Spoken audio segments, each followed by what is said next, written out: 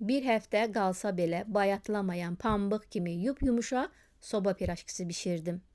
Lazım olan ərzaqların ölçüsünü videonun açıqlama bölümündə sizin üçün də yazdım. Əvvəlcə südü ilıq halda mikserin qabına töküb, qalan digər ərzaqları da üzərinə əlavə elədim, yumuşaq xəmir yoğurdum.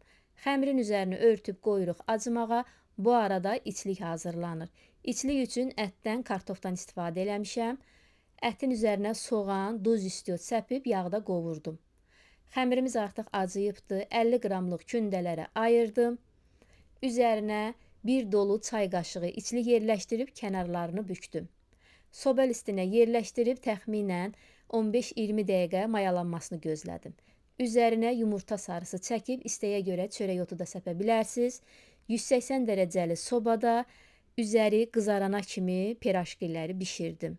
Çox dadlı, pambıq kimi yumuşaq piraşkilərimiz artıq hazırdır.